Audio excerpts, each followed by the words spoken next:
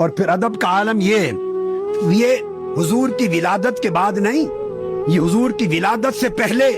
اگلی امتوں میں بھی مصطفیٰ کے ادب کی سنت، اللہ کی سنت چلی آ رہی تھی۔ امام ابو نعیم الحلیہ میں روایت کرتے ہیں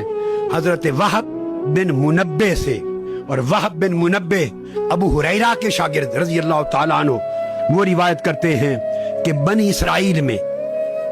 اور سیرت حلبی میں امام حلبی نے بھی اس کو روایت کیا، وہ فرماتے ہیں کہ بنی اسرائیل میں ایک شخص تھا، اس نے عمر کا طویل حصہ کئی سال گناہ کیے، نافرمانی کی، اتنے گناہ کیے، نافرمان مشہور تھا کہ جب اس کی ڈیتھ ہو گئی تو بنی اسرائیل کے لوگوں نے اس کا جنازہ بھی نہیں پڑھا، اس کی قبر بھی نہیں کھودی، اس کو اٹھا کے گڑھے میں پھینک کے مٹی ڈال دی۔ جب گڑھے میں پھینک کے مٹی ڈال دی اس شخص کو، تو اللہ رب العزت نے وحی بھیجی حضرت موسیٰ علیہ السلام کو۔ یہ بات سمجھنے والی ہے، وحی بھیجی حضرت موسیٰ علیہ السلام کو، پیغمبر کو وحی آئی، اور موسیٰ علیہ السلام سے اللہ پاک نے فرمایا اخرجہ فصلی علیہ، اے موسیٰ اس گناہگار بندے کو جس کو بغیر جنازے کے انہوں نے گڑھے میں پھینک دیا، جا اس کو گڑھے سے نکال، غسل دے اور تو خود اس کا جنازہ پڑھ۔ موسیٰ علیہ السلام نے عرض کیا یا رب ان بنی اسرائیل شاہدوا انہ عصاک، پورے بنی اسرائیل کی قوم گواہ ہے کہ یہ بڑا سیاکار نافرمان گناہگار تھا، اور اس کو اس لیے انہوں نے جنازہ نہیں پڑھا۔ اب ان کے سامنے میں ان کا نبی اور رسول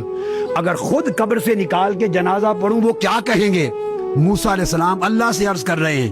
اللہ پاک نے جواب دیا اے موسیٰ جو کچھ تو نے کہا وہ درست ہے، بنی اسرائیل جو دیکھتے رہے درست ہے، میں بھی جانتا ہوں درست ہے، مگر ایک عمل اس کا اور تھا جس کو بنی اسرائیل نے نہیں دیکھا۔ موسیٰ علیہ السلام نے پوچھا باری تعالیٰ وہ عمل کیا تھا؟ اللہ پاک نے وہی بھیجی، فرمایا انہ کان کلما نشر التوراۃ وناظر الی اسم محمد صلی اللہ علیہ وسلم قبلہ وبعدہ علی عینیہ فشکرت لہ ذلک وغفرت لہ، فرمایا مجھے اپنی عزت کی قسم گناہگار تھا، استغفار تھا، مگر ایک عمل یہ تھا تورات کی تلاوت کیا کرتا تھا،